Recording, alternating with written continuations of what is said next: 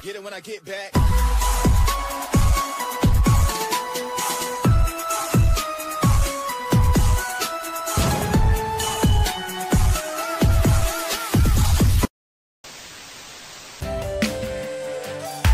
Bismillahirrahmanirrahim. Assalamualaikum warahmatullahi wabarakatuh. Alhamdulillahi rabbil alamin. Assalatu wassalamu ala asrafil anbiya'i wal mursalin Sayyidina wa nabiyina wa maulana Muhammadin ajma'in, amma ba'du. Allahumma salli ala Sayyidina Muhammad wa ala alihi Sayyidina Muhammad. Anak soleh-solehah yang lagi di rumah saja, bagaimana kabarnya? Insya Allah kita semua selalu dalam lindungan Allah Subhanahu wa Ta'ala. Amin ya Rabbal Alamin. Anak soleh-solehah, pada kesempatan kali ini kita akan membahas pendidikan agama Islam dan budi pekerti kelas 1 pelajaran 5 yang bertemakan cinta Nabi dan Rasul. Nah, anak soleh-solehah, sebelum kita melanjutkan pelajaran, marilah sama-sama kita membaca doa terlebih dahulu. Bismillahirrahmanirrahim. Raditu billahi rabba wa bil islami dina wa bi muhammadin nabiyya wa rasulah. Rabbi zidni ilman warzuqni fahman.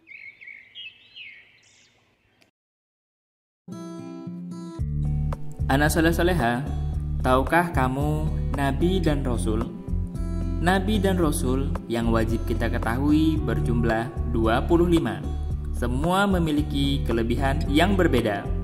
Allah Subhanahu wa Ta'ala memberi mukjizat yang berbeda juga. Semua Nabi dan Rasul harus kamu teladani. Nabi dan Rasul memiliki akhlak yang terpuji. Nabi dan Rasul adalah manusia pilihan Allah Subhanahu wa Ta'ala. Iman kepada Nabi dan Rasul adalah wajib.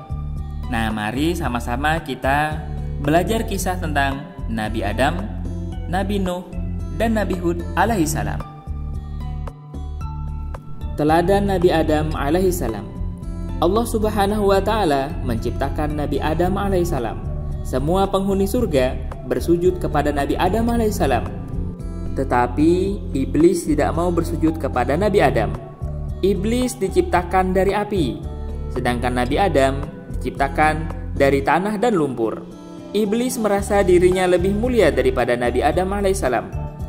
Iblis sangat sombong. Nabi Adam alaihissalam disebut dengan Abul Bashar. Abul Bashar artinya bapak manusia.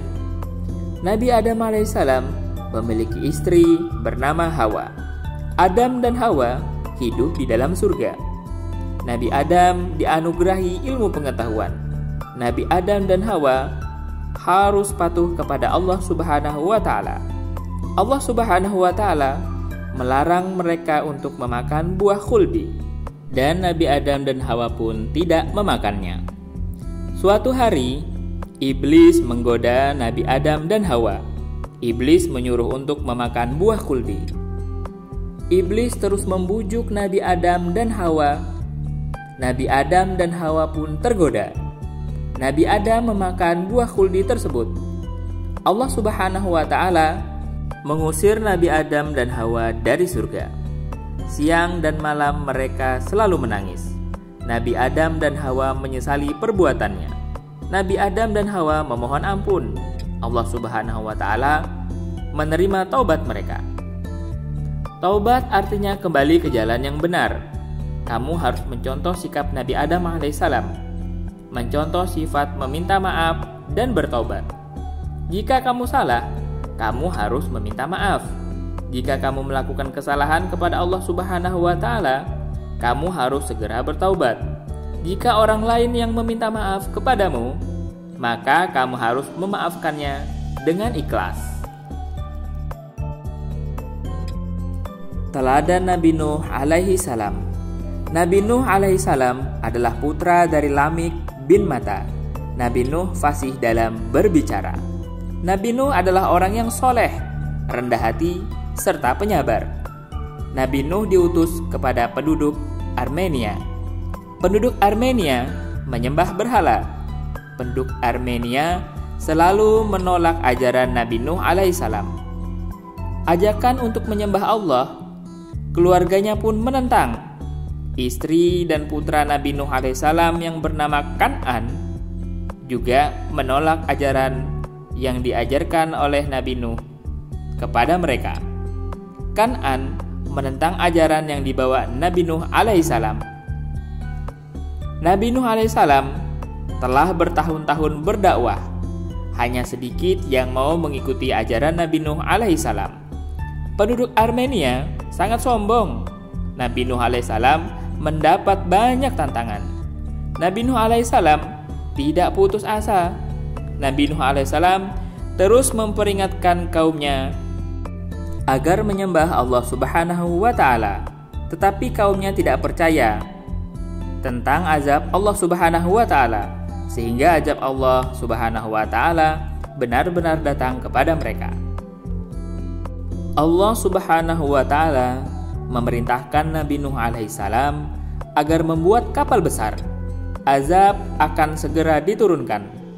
Nabi Nuh alaihissalam menyiapkan bahan untuk membuat kapal. Nabi Nuh alaihissalam dan para pengikutnya mulai membuat kapal. Nabi Nuh dan kaumnya menebang pohon, kemudian kayu dirakit menjadi satu. Nabi Nuh alaihissalam dan kaumnya bekerja sama. Mereka melaksanakan tugasnya masing-masing.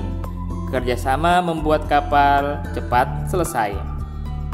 Nabi Nuh membuat kapal di atas gunung, sehingga menambah kaumnya yang tidak beriman semakin mengejek dan mengolok Nabi Nuh alaihissalam.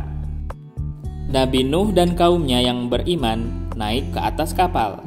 Nabi Nuh juga membawa hewan berpasangan. Kemudian banjir melanda. Hujan tidak kunjung berhenti. Air semakin tinggi. Kaum Nabi Nuh alaihissalam yang ingkar mulai panik, mencari tempat yang lebih tinggi. Satu persatu kaum Nabi Nuh alaihissalam hanyut terbawa banjir. Seluruh kaum Nabi Nuh yang durhaka mati tenggelam. Tidak terkecuali istri dan anaknya Kan'an. Nabi Nuh alaihissalam menyuruh Kan'an naik ke atas kapal. Namun Kan'an menolak dengan kasar. Akhirnya ia tersapu gelombang diterjang ombak yang besar. Nabi Nuh alaihissalam merasa sangat sedih. Kisah Nabi Nuh alaihissalam memberikan teladan. Kita harus saling bekerja sama dalam kebaikan. Kita juga harus sabar ketika mendapatkan kesusahan. Kita harus bekerja keras untuk memperoleh sesuatu yang kita inginkan. Teladan Nabi Hud alaihi salam. Nabi Hud alaihi salam diutus Allah Subhanahu wa Ta'ala kepada kaum Ad. Kaum Ad diberikan alam yang subur dan makmur. Hal ini ternyata justru membuat kaum Ad sangat sombong. Mereka tidak mau beriman kepada Allah Subhanahu wa Ta'ala. Nabi Hud alaihissalam selalu mengingatkan kaumnya agar mereka kembali ke jalan yang benar. Nabi Hud alaihissalam menyuruh agar meninggalkan sesembahan. Saat itu mereka menyembah berhala. Berhala bernama Soda, Samad, dan Hara. Kaum Ad menolak ajakan Nabi Hud alaihissalam. Dengan santun Nabi Hud terus mengingatkan, berharap kaumnya menyembah Allah Subhanahu wa Ta'ala. Kaum Ad benar-benar menentang Nabi Hud alaihissalam, sehingga Allah Subhanahu wa Ta'ala menurunkan azab kepada kaum Ad. Azab tersebut diturunkan dalam 2 tahap. Mereka mengalami kekeringan yang cukup lama, menyebabkan mereka kelaparan dan sakit. Akhirnya mereka mau beriman. Nabi Hud alaihissalam berdoa kepada Allah Subhanahu wa Ta'ala agar menghentikan azab tersebut. Allah Subhanahu wa Ta'ala mengabulkan Nabi Hud alaihissalam. Keadaan kaum Ad membaik. Kaum Ad kembali menentang Nabi Hud alaihissalam. Nabi Hud alaihissalam tetap memperingatkan kaumnya supaya segera bertobat kepada Allah Subhanahu wa Ta'ala. Kaum Nabi Hud alaihissalam tetap menolak keras. Turunlah azab Allah yang kedua. Kaum Ad dilanda gumpalan awan, namun tidak terjadi hujan. Cuaca sangat dingin. Angin kencang bertiup 8 hari 7 malam. Kaum Ad yang ingkar berterbangan dan bergelimpangan seperti pohon kurma yang terbawa angin. Kaum Ad binasa bersama kekayaannya. Nabi Hud alaihissalam adalah nabi yang sangat santun.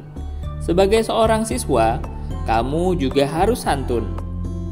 Berbuat santun terhadap siapa saja, guru, orang tua, teman, dan siapapun yang kalian temui. Nah, anak soleh-soleha, setiap nabi dan rasul utusan Allah Subhanahu wa Ta'ala memiliki sifat terpuji. Mari sama-sama kita mencontoh sifat terpuji yang dimiliki oleh nabi dan rasul Allah Subhanahu wa Ta'ala untuk menjalani kehidupan di dunia ini. Nah, anak soleh-soleha, demikian pelajaran kita hari ini. Insya Allah kita akan bertemu di materi selanjutnya. Wabillahil taufiq wal hidayah. Wassalamualaikum warahmatullahi wabarakatuh.